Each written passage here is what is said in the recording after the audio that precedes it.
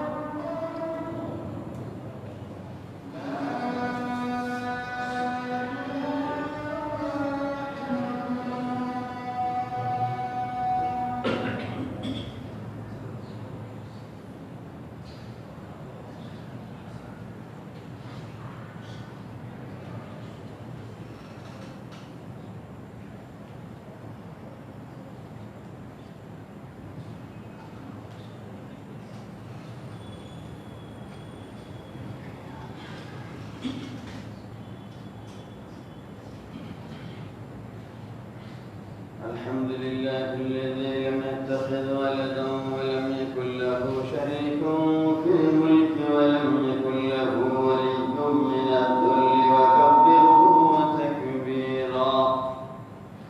نحمده ونستعينه ونستغفره ونعوذ بالله من شرور أنفسنا ومن سيئات أعمالنا.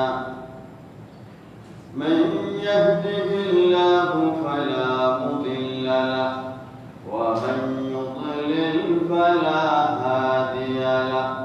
وأشهد أن لا إله إلا الله وحده لا شريك له. وأشهد أن محمدا عبده ورسوله الذي أرسل إلى كافة الناس بشيرا ونذيرا وداعيا إلى الله بإذنه وسراجا منيرا. اللهم صل على محمد وعلى آل محمد كما صليت على إبراهيم وعلى آل إبراهيم إنك حميد مجيد.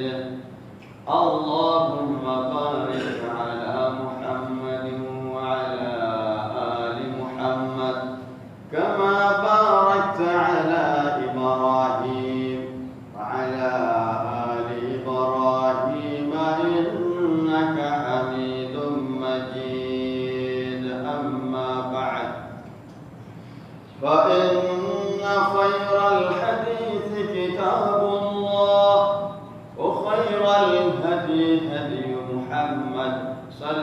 الله عليه وسلم وشر الأمور محدثاتها وكل محدثة بدعة وكل بدعة ضلالة وكل ضلالة في النار. أما بعد، فقد قال الله تبارك وتعالى في كلامه المجيد وفرقانه الحميد: أعوذ بالله من الشيطان الرجيم. بسم الله الرحمن الرحيم. قل أطيعوا الله وأطيعوا الرسول فإن توليتم فإنما عليه ما حمل وعليكم ما حملتم وإن تطيعوه تهتدوا وما على الرسول إلا البلاغ المبين. الحمد لله. যাবতীয় প্রশংসা ও স্তুতি আল্লাহ জাল্লা জালালুহু এর জন্য, যিনি আমাদের খালিক ও মালিক, যার বিশেষ দয়ায় সুস্থ অবস্থায় জুমার দিনে নির্ধারিত সময়ে মসজিদে উপস্থিত হওয়ার সুযোগ লাভ করেছি। যে মহান সত্তা বড়ই অনুগ্রহ ও অনুকম্পা করে আমাদের এই তৌফিক আতা করেছেন, শুরুতে তার কৃতজ্ঞতা প্রকাশ করছি। আলহামদুলিল্লাহ। সালাত ও সালাম, রহমত ও শান্তি বর্ষিত হোক বিশ্ব শ্রেষ্ঠ ব্যক্তিত্ব রহমাতাল লিল আলামিন মুহাম্মাদুর রাসূলুল্লাহ সাল্লাল্লাহু আলাইহি ওয়াসাল্লামের উপর। অতঃপর সম্মানিত উপস্থিতি, আজকের সংক্ষিপ্ত খুতবাতের লক্ষ্যে কোরআনুল কারীমে সূরাতুন নূর থেকে একটি আয়াত, 54 নং আয়াত উল্লেখ করেছি। এই আয়াতকে সামনে রেখে সংক্ষেপে কিছু বলি, সংক্ষিপ্ত খুতবা শেষ করব। ওয়া মা তাওফীক ইল্লা বিল্লাহ। আল্লাহ সুবহানাহু ওয়া তাআলা আমাদের সৃষ্টি করেছেন, আমাদেরকে কিছু সময় এই পৃথিবীর বুকে ছেড়ে দিয়েছেন। এটা একটা কর্মক্ষেত্র, পরীক্ষার জায়গা। আল্লাহ সুবহানাহু ওয়া তাআলা দেখবেন কে কেমন কাজ করছে। আল্লাহ রাব্বুল আলামিন আমরা যেন সঠিক পথে পরিচালিত হতে পারি, আল্লাহ সুবহানাহু ওয়া তাআলা এর রেজামন্দির পথ অবলম্বন করে তার নৈকট্য লাভ করতে পারি, এই জন্য কিতাব নাযিল করেছেন, নবী ও রাসূল প্রেরণ করেছেন। ইসলাম একটা নির্ভরযোগ্য দলিল ভিত্তিক ধর্ম।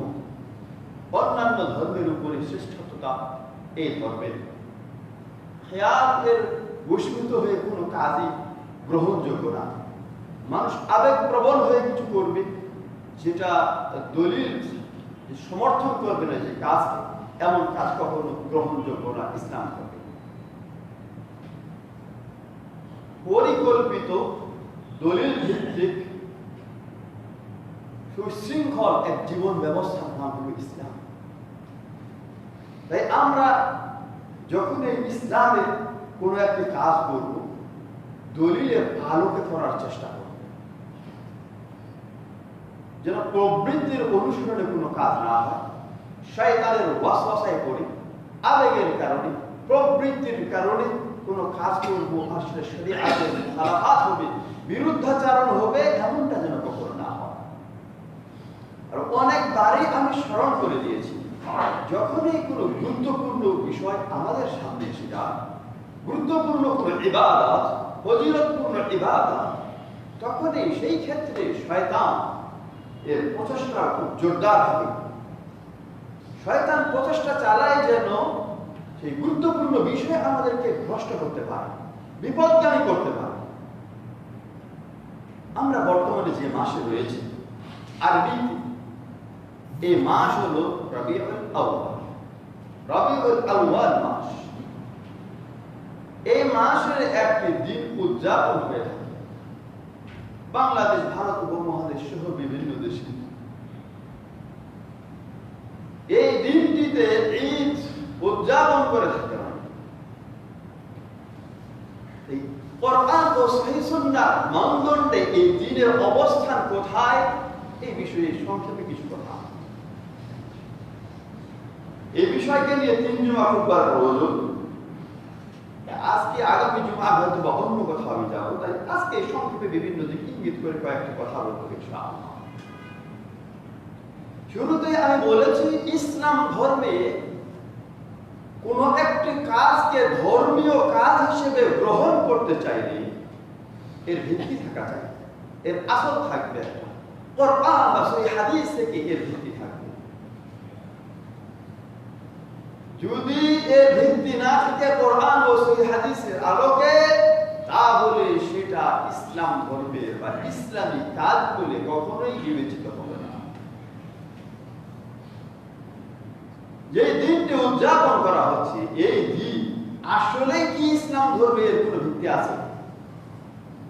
যদি ভিত্তি না থাকে, তাহলে কি করা যাবে? এই দিন উদযাপন করা যাবে? এই দিন উদযাপনে কি ধরনের ক্ষতি রয়েছে আমাদের জন্য? সংক্ষেপে এই বিষয়গুলো নিয়ে কথা বলবো ইনশাআল্লাহ।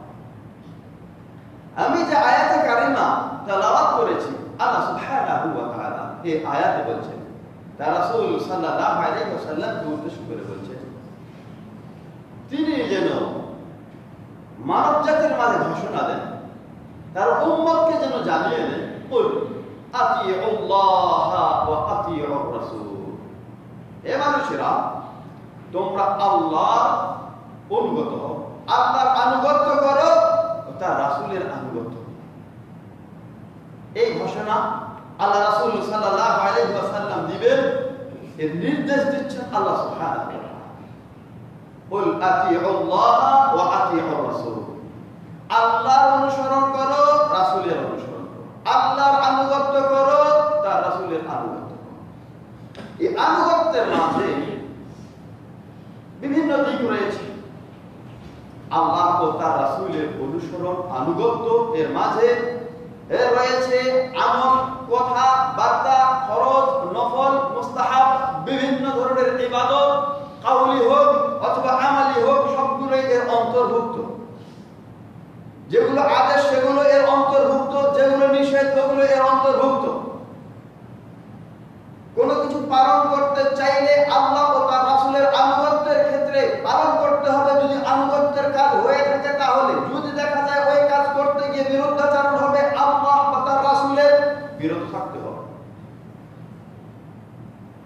এরপরে বলছেন আল্লাহ সুবহানাহু ওয়া তাআলা, এই তাওয়াল্লাহ, মানুষের যদি মুখ ফিরিয়ে নেয়, যদি অন্য পথে পরিচালিত হয়, তাহলে আল্লাহ রাব্বুল আলামিন সাথে সাথে জানিয়ে দিচ্ছেন, ওয়া আলাইহি মা হুম্মিলা ওয়া আলাইকুম মা হুম্মিলতুম। আমার রাসূলের উপরে যে দায়িত্ব, সেই দায়িত্বের ব্যাপারে তাকে জিজ্ঞাসা করা হবে। তোমাদের যে দায়িত্ব, তোমাদের দায়িত্বের ব্যাপারে তোমাদেরকে জিজ্ঞাসা করা হবে।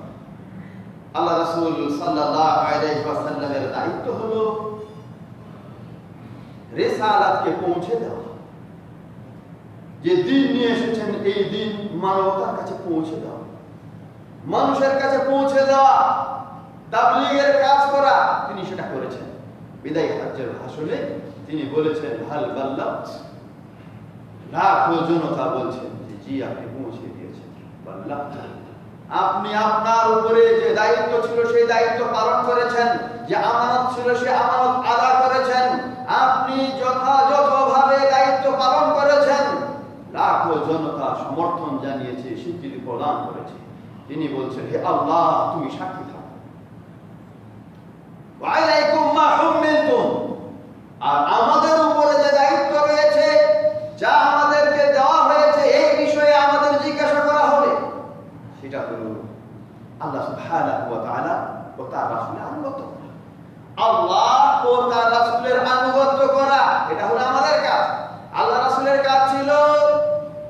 তাবলীগ করা, দিন প্রচার করা, মানুষের কাছে দিন পৌঁছে দেওয়া। আর আমাদের কাজ হলো আল্লাহ ও তার রাসূলের পরিপূর্ণ আনুগত্য করা। আল্লাহ বলছেন ওয়া ইন তুতিউহু তাহতাদু, যদি তোমরা ওই রাসূলের অনুসরণ করো তাহলে সঠিক পথ প্রাপ্ত হবে, তোমরা সঠিক পথ পাবে। যে পথ হেদায়েতের পথ, সেই পথ অবলম্বন করতে পারবে। জাহান্নাম থেকে বাঁচার পথে পরিচালিত হবে, জান্নাতের পথে পরিচালিত হবে, জান্নাত লাভ সম্ভব হবে তোমাদের জন্য। শেষে বলছেন আবার ওয়া মা আলা রাসূলি ইল্লা আল বালাগুল মুবিন, কেউ যদি রাসূলের আনুগত্য না করে, আল্লাহ রাসূল সাল্লাল্লাহু আলাইহি ওয়াসাল্লাম যা শিক্ষা দিয়েছেন সেগুলো না মানে, তিনি যা করতে বলেছেন সেগুলো যদি না করে, যেগুলো থেকে নিষেধ করেছেন, বারণ করেছেন, এগুলো থেকে বিরত যদি না থাকে, সে যেন মনে না করে আমার রাসূলের ক্ষতি হয়ে যাবে। না, রাসূলের ক্ষতি হবে না। ওয়া মা আলা রাসূলি ইল্লা আল বালাগুল মুবিন, আমার রাসূলের দায়িত্ব হলো স্পষ্টভাবে এই দ্বীনকে পৌঁছে দেওয়া। শুধু তার দায়িত্ব দ্বীন মানুষকে জানিয়ে দেওয়া, প্রচার করা। মানুষ যে চাইবে এই দ্বীনের অনুসরণ করতে, যে অনুসরণ করবে সে মুক্তি পাবে, জান্নাত পাবে। যে অনুসরণ করবে না সে ধরা খাবে, সে জাহান্নামে যাবে। আলহামদুলিল্লাহ, আল্লাহ ও তার রাসূলের অনুসরণের মাঝে, আনুগত্যের মাঝেই রয়েছে আমাদের সফলতা, আমাদের মুক্তি ও জান্নাত। এর বিরুদ্ধাচরণে রয়েছে ধ্বংস, এর বিরুদ্ধাচরণে রয়েছে জাহান্নাম, পথভ্রষ্টতা। আল্লাহ রাসূল সাল্লাল্লাহু আলাইহি ওয়াসাল্লাম বিভিন্নভাবে সাবধান করেছেন। তিনি বলেছেন ওমান ইয়াইশু মিনকুম মিন বা'দি ফাসায়ারা ইখতিলাফান কাসীরা, আমার পরে যারা বেঁচে থাকবে, আমার পরে যারা আসবে, ভবিষ্যৎ প্রজন্ম যারা আসবে, দেখতে পাবে অনেক মতানৈক্য, বিভিন্ন পথ ও মত তারা পাবে। এমন সময় আল্লাহ রাসূলের পরামর্শ কি? ইয়াকুম ওয়া মুহদাসাতিল উমুরে, তোমাদের যেগুলো নতুন জিনিস এগুলো বর্জন করা তোমাদের জন্য অপরিহার্য।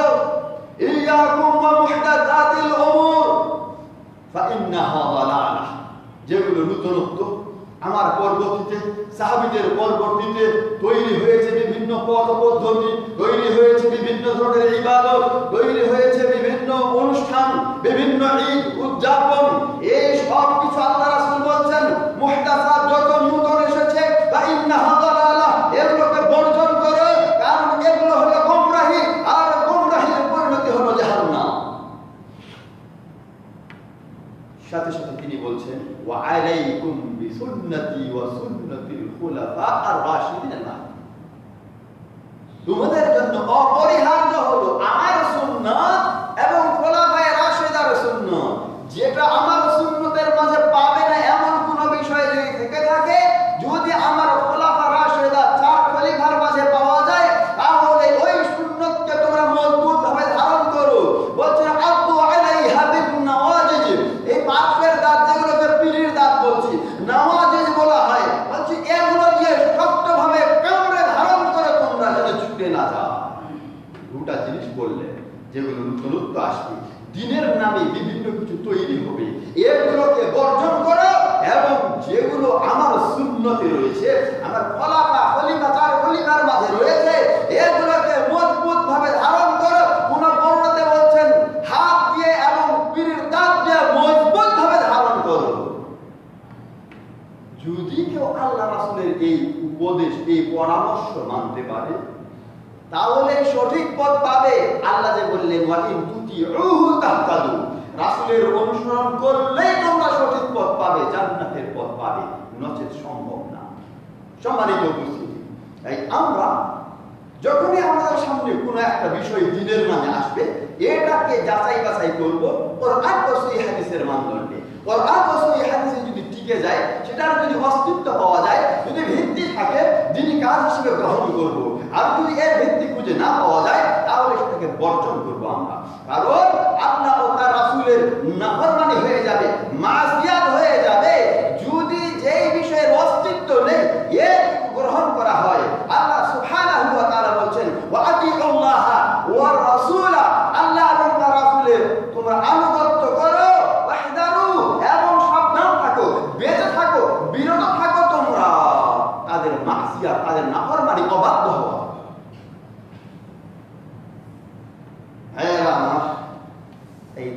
আবেগের বশীভূত হয়ে মানলে চলবে না। দিন মানতে হবে দলিলের ভিত্তিতে। ঈদে মিলাদুন নবী উদযাপন হচ্ছে, এই ঈদে মিলাদুন নবী এর অস্তিত্ব আছে কিনা কোরআন এবং হাদিসে একটু খেয়াল করি আমরা। ঈদে মিলাদুন নবী নামে একটা দিন উদযাপন করা হচ্ছে 12 রবিউল আউয়াল। এই রবিউল আউয়াল মাসের 12 তারিখটাকে উদযাপন করা হচ্ছে। এই 12 তারিখ এই অনুষ্ঠান বা ঈদটাকে বলা হচ্ছে কি আল-ইহতিফাল বিমাউলুদিন নবী সাল্লাল্লাহু আলাইহি ওয়াসাল্লাম, আল্লাহর রাসূলের জন্ম দিবস। জন্মের কারণে এই দিবসটাকে ঈদের দিন হিসেবে গ্রহণ করা হচ্ছে। আল্লাহ রাসূল বিশ্ব নবী মুহাম্মদুর রাসূলুল্লাহ সাল্লাল্লাহু আলাইহি ওয়াসাল্লামের আগমন ঘটেছে, তাই ওই দিনটা মুসলমানদের আনন্দের দিন হিসেবে গ্রহণ করা হয়েছে। তাহলে জন্মের কারণে যে দিনকে আনন্দের দিন হিসেবে গ্রহণ করব আমরা, সেই দিনটা তো নিশ্চিত হতে হবে। কিন্তু 12 রবিউল আউয়ালে আল্লাহ রাসূল সাল্লাল্লাহু আলাইহি ওয়াসাল্লাম জন্মগ্রহণ করেছেন, এই ধরনের নির্ভরযোগ্য কোনো প্রমাণ নেই। কেউ বলেছেন তিনি রমজান মাসে জন্মগ্রহণ করেছেন, আল্লাহ রাসূল রমজান মাসে জন্মগ্রহণ করেছেন। আবার কোন ঐতিহাসিক বলেছেন যে তিনি রবিউল আউয়ালে জন্মগ্রহণ করেছেন। মানে রবিউল আউয়ালে আবার একাধিক মত রয়েছে। কেউ বলছেন তিনি 9 তারিখে জন্মগ্রহণ করেছেন, কেউ বলছেন 12 তারিখে জন্মগ্রহণ করেছেন, কেউ বলছেন 18 তারিখে, কেউ বলছেন 22 তারিখে। কোন আলেম 9 তারিখের বিষয়টাকে জোরদার করেছে, প্রাধান্য দিয়েছেন, নির্ভরযোগ্য বলেছেন। জন্মেছেন কোন দিন সেই দিনটাই অস্পষ্ট। কিভাবে দিবস পালন হবে সাথে সাথে স্মরণ রাখা দরকার। আল্লাহ রাসূল সাল্লাল্লাহু আলাইহি ওয়াসাল্লাম তিনি দুনিয়া থেকে বিদায় নিয়েছেন, এটা কিন্তু নির্ভরযোগ্য সূত্রে প্রমাণিত যে তিনি 12 রবিউল আউয়ালে ইন্তেকাল করেছেন, দুনিয়া থেকে বিদায় নিয়েছেন। আল্লাহ রাসূল সাল্লাল্লাহু আলাইহি ওয়াসাল্লাম যেই দিন দুনিয়া থেকে চলে গেছেন, এই দিনটা কখনোই মুসলমানদের আনন্দের দিন হতে পারে না। বরং আল্লাহ রাসূলের প্রতি যাদের ভালোবাসা রয়েছে, যাদের মহব্বত রয়েছে, এমন সব মানুষেরা সাহাবায়ে কেরাম যেন দিশাহারা হয়ে গেছেন। যখন আল্লাহ রাসূলের মৃত্যুর সংবাদ শুনেছেন, আর উমর রাদিয়াল্লাহু আনহুর মতো লোক, এত মজবুত কঠোর হৃদয়ের লোক যেন দিশাহারা হয়ে গেছেন, হাতে তরবারি নিয়ে বলেছেন, যেই বলতে বিশ্ব নবী মুহাম্মদুর রাসূলুল্লাহ সাল্লাল্লাহু আলাইহি ওয়াসাল্লাম ইন্তেকাল করেছেন, এই তরবারি দিয়ে তার গর্দানকে উড়িয়ে দিব। আল্লাহ রাসূল এর বিরহ ব্যথার কারণে যেন স্বাভাবিকতা হারিয়ে ফেলেছেন। এমনটা প্রত্যেক ব্যক্তির হবে যারা আল্লাহ রাসূলকে আসলেই ভালোবাসে। আল্লাহ রাসূলের ভালোবাসা যাদের মাঝে আছে, আল্লাহ রাসূল চলে যাওয়ার কারণে এমনটাই হবে, ব্যথা অনুভব করবে, কষ্ট হবে। এবং ব্যথার দিনটাকে আনন্দের দিন হিসেবে গ্রহণ করা হলো। এই দিনে জন্মেছেন নির্ভরযোগ্য কোন সূত্র দ্বারা প্রমাণিত না, এই দিন তিনি মারা গেছেন নির্ভরযোগ্য সূত্রে প্রমাণিত। আর সেই দিনকে কিভাবে তার উম্মত, তার অনুসারী আনন্দের দিন হিসেবে গ্রহণ করতে পারে বলুন? কখনোই এটা বৈধ না সেই দিনকে আনন্দের দিন হিসেবে গ্রহণ করা। এই দিন ঈদের দিন হতে পারে না, কোন মুসলমানের ঈদের দিন হতে পারে না। মুসলমানের ঈদের দিন, বাৎসরিক ঈদের দিন হলো দুটা। আল্লাহ রাসূল সাল্লাল্লাহু আলাইহি ওয়াসাল্লাম সেই সময়ে বলেছেন, ক্বাদ আবদালাকুমুল্লাহু বিহিমা খায়রাম মিনহুমা, যে অতীতে জাহেলি যুগে 2 দিন আনন্দ করত, তারা উৎসব করত, ওই 2 দিনকে আল্লাহ পরিবর্তন করেছেন 2টা দিনে, ঈদুল আযহা ওয়াল ফিতর, ঈদুল আযহা এবং ঈদুল ফিতর, এই 2 ঈদের দিন দিয়ে পরিবর্তন করেছেন। তাই মুসলমানদের বাৎসরিক ঈদের দিন হলো 2টা, তৃতীয় ঈদের দিন আবিষ্কার করার কোনো অধিকার কারণে ঈদ উদযাপন করা এটা কোনো মুসলমানদের কাজ না। ঈদ উদযাপন করা, আল্লাহ রাসূলের জন্মদিনকে ঈদের দিন হিসেবে গ্রহণ করা, এটা হলো অমুসলিমদের অনুসরণ করা। নাসারারা, খ্রিস্টানেরা তারা বড়দিন পালন করে, ঈসা আলাইহিস সালামের জন্মদিন পালন করে, ওইটার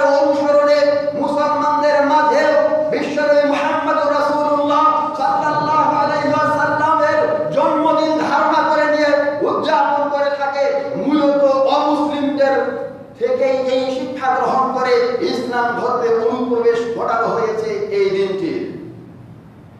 যারা অমুসলিমদের কোনো কালচারের অনুসরণ করবে তাদের ব্যাপারে বিশ্বনবীর কথা হলো মান তাশাব্বাহা বিকওমিন ফাহুয়া মিনহুম। যারা অন্য কোন সম্প্রদায়ের সঙ্গে সাদৃশ্য করবে তারা তাদেরই অন্তর্ভুক্ত হবে, তাদের সঙ্গে তাদের হাসর নাসর হবে। আলিয়াযু বিল্লাহ। সম্মানিত উপস্থিতি, এই দিন ইতিহাসের ভিত্তিতে টিকে না, এই দিন কোরআন হাদিসের ভিত্তিতে টিকে না, এই দিন অমুসলিমদের থেকে শিক্ষা। এই দিনটা কে শুরু করলো? এর আগে শিয়াদের ব্যাপারে একদিন আলোচনা করেছি আমি, যে শিয়াদের মাঝে এক ইহুদি আব্দুল্লাহ বিন সাবা প্রবেশ করে এমনি ইসলাম দেখিয়েছে, ভিতরে ভিতরে পূর্ণ ইহুদি ছিল। সে এই শিয়াদের মাঝে ঢুকে অনেক হেরফের করেছে। যেমন নাসারাদের মাঝে এক ইহুদি ঢুকে সর্বর নাম ধারণ করে খ্রিস্টান ধর্মকে লন্ডভন্ড করে ছেড়েছে, পরিবর্তন করেছে। একইভাবে শিয়াদের মাঝে ইসলাম প্রকাশ করে তাদের ছত্রছায়া আশ্রয় দিয়ে এই ইহুদি আব্দুল্লাহ বিন সাবা অনেক কিছু পরিবর্তন করেছে। ওই সিলসিলা জারি থাকে। 400 বছর পরে আল্লাহ রাসূলের ইন্তেকালে 400 বছর পরে দাওলা উবাইদিয়া অথবা বলা হয় ফাতিমিয়া, এদের শিয়াদের উগ্রপন্থী দল যারা, এদের বিভিন্ন দেশে তখন শাসন ছিল, এরা এই ধরনের বেশ কিছু উৎসব এর আবিষ্কার ঘটায়। বছরের প্রথম দিনে ঈদ তারা করে থাকতো, বছরের শেষ দিন ঈদ উদযাপন করতো। অনুরূপভাবে শবে বরাত এরা আবিষ্কার করে, ঈদে মিলাদুন নবী ওরা আবিষ্কার করে। এই ধরনের অনেক কিছু আবিষ্কার করেছে তারা, শিয়াদের মাধ্যমে এসেছে। শিয়া শুধু সাধারণ শিয়া না, শিয়াদের মধ্যে থেকে কট্টরপন্থী শিয়া যারা মুসাইরিয়া বলছে, কারামাতা বলছে, এই ধরনের কিছু দল রয়েছে যাদেরকে আহলুস সুন্নাহ ওয়াল জামাতের মুহাদ্দিস আলেমগণ সাধারণভাবে কাফের ঘোষণা করেছে। এদের দ্বারা প্রতিষ্ঠিত হয়েছে, উদ্বোধন হয়েছে, সূচনা হয়েছে এই দিনটির। তাই এই দিন কোনো কোরআন ও সুন্নাহ এর অনুসারী কোনো মুসলমান পালন করতে পারে না। এটা হলো অমুসলিমদের, অমুসলিমদের এবং অমুসলিমদের ষড়যন্ত্রের শিকার হয়ে নামধারী কিছু মুসলমানের দ্বারা এই দিনের সূচনা হয়েছে। তাই সুন্নাহ এর অনুসারী কোনো মুসলমান এই দিন উদযাপন করতে পারে না।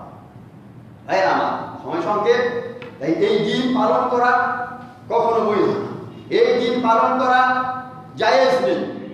এগুলো হলো সব ইসলামের উপরে বিভিন্ন ধরনের ষড়যন্ত্রের অংশ। এগুলো বিভিন্নভাবে ইসলামের সঙ্গে সংশ্লিষ্ট করা হয়েছে। এগুলো ঝেড়ে ফেলতে হবে। এগুলো মরিচার মতো, যেমনি ভাবে লোহাতে মরিচা ধরে আস্তে আস্তে লোহাকে শেষ করে ফেলে, এমন অনেক বিদআত যেগুলো তৈরি করা হয়েছে দিনের নামে চালানো হচ্ছে, এগুলো আস্তে আস্তে দিনকে শেষ করে ফেলবে। আল্লাহ রাসূল সাল্লাল্লাহু আলাইহি ওয়াসাল্লাম বলেছেন, যেখানে একটি বিদআত শুরু হয় সেখান থেকে একটি সুন্নাত উঠে যায়। এমন ধরনের মরিচাগুলো ইসলামে যেগুলো এসেছে এগুলোকে সব ঝেড়ে ফেলতে হবে। এগুলো আল্লাহ রাসূল সাল্লাল্লাহু আলাইহি ওয়াসাল্লাম তার রাসূলকে পাঠিয়েছেন। এর পিছনে উদ্দেশ্য কি?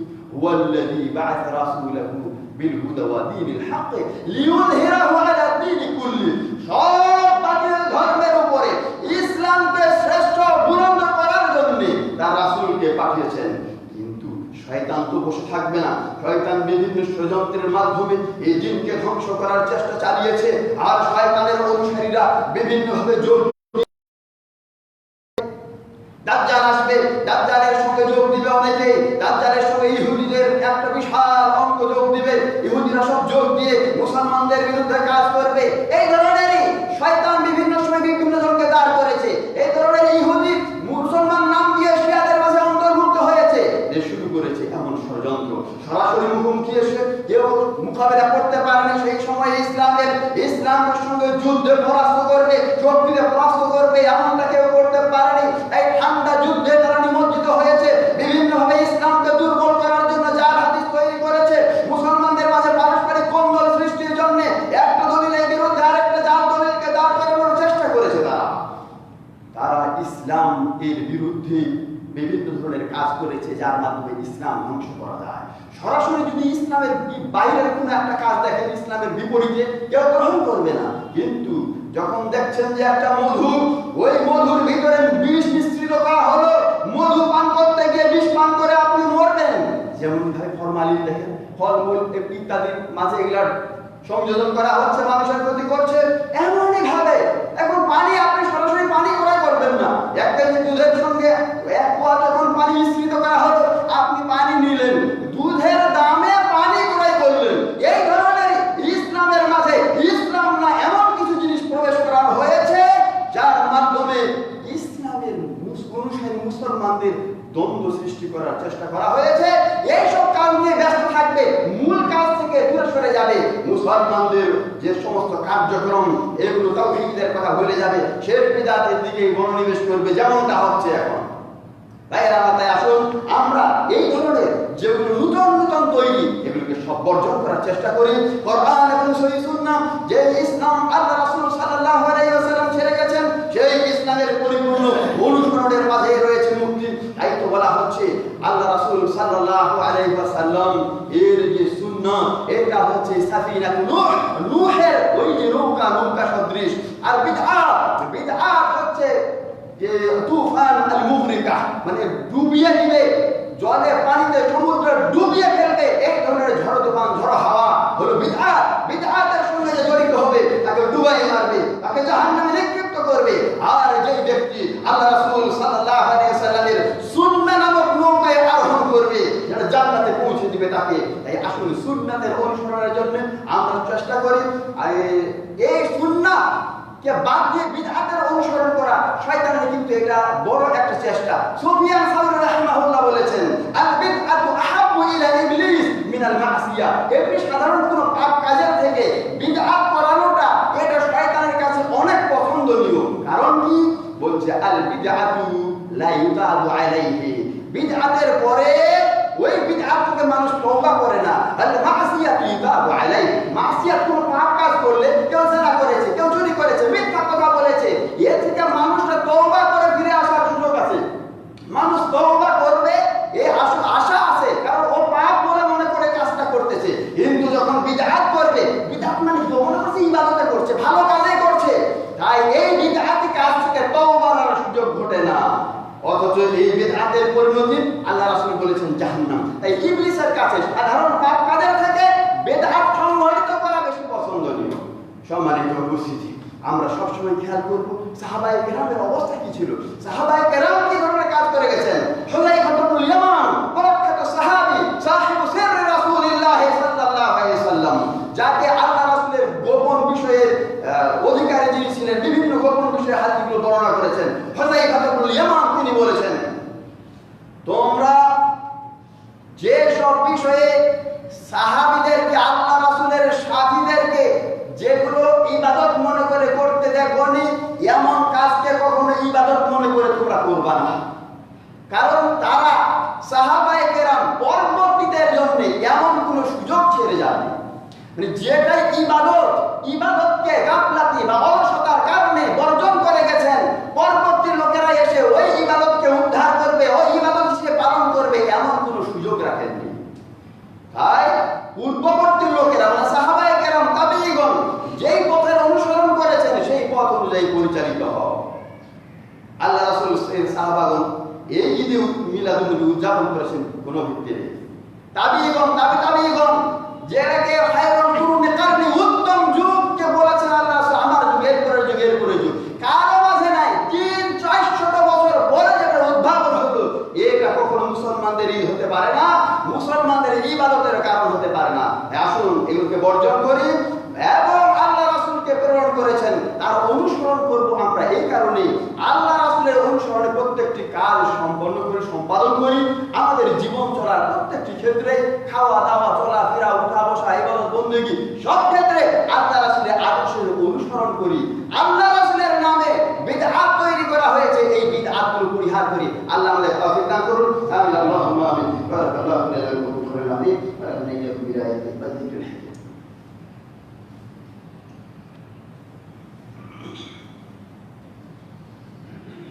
إن الحمد لله والصلاة والسلام على رسول الله وعلى آله وصحبه ومن والاه، أما بعد، أعوذ بالله من الشيطان الرجيم. بسم الله الرحمن الرحيم. فإن لم يستجيبوا لك فاعلم أنما يتبعون أهواءهم. সম্মানিত মুসলিমবৃন্দ, আল্লাহ রাসূল সাল্লাল্লাহু আলাইহি ওয়াসাল্লাম আমাদের জন্য একমাত্র অনুসরণীয় আদর্শ। কিভাবে আমরা কাজ করব তিনি সেই পথ পদ্ধতি বাতলিয়ে গেছেন। সাহাবায়ে কেরাম সেই পথের উপর পরিচালিত হয়েছে। তাই সেই পথের অনুসরণের মাঝেই রয়েছে আমাদের জন্য মুক্তি। যে ব্যক্তি আল্লাহ রাসূলের পথে যে ডাক দেওয়া হয়েছে, আল্লাহ রাসূল যেভাবে কাজ করতে বলেছেন, দেখিয়ে গেছেন, ওই পথের অনুসরণ করবে না, আল্লাহ সুবহানাহু ওয়া তাআলা বলেন তারা তাদের প্রবৃত্তির অনুসারী। আর যারা তার প্রবৃত্তির অনুসারী করে, যারা তার অনুসরণ করে, এদের থেকে আর অধিক পথভ্রষ্ট কি আছে? এদের থেকে বড় পথভ্রষ্ট আর কেউ নেই। আর এমন পথভ্রষ্ট যারা, এরা হলো জালিম। ওয়া ইন্নাল্লাহা লা ইয়াহদিল কওমাল যালিমিন। আল্লাহ জালিম সম্প্রদায়কে সঠিক পথ দেখান না। আমরা যদি জালেম না হতে চাই, আমরা যদি পথভ্রষ্ট না হতে চাই, তাহলে আল্লাহ রাসূল সাল্লাল্লাহু আলাইহি ওয়াসাল্লামের পথের অনুসরণের কোনো বিকল্প নেই। তাই পথের অনুসরণ করি। এখন কেউ বলতে পারেন, আচ্ছা না যদি কেউ করে অসুবিধাটা কি? ঈদে মিলাদুন্নবী উদযাপন করলো, সমস্যা কি? সমস্যা, অনেক সমস্যা আছে, অনেক সমস্যা আছে। ইসলামের মৌলিক দিকগুলোর মধ্য থেকে একটা হলো আল্লাহ রাসূল সাল্লাল্লাহু আলাইহি ওয়াসাল্লামের ভালোবাসা এবং তার অনুসরণ। আল্লাহ রাসূলকে ভালোবাসতে হবে। এটা কোনো অংশে একটা ক্ষেত্র বিশেষে না, সামগ্রিকভাবে আল্লাহ রাসূলের ভালোবাসা থাকবে।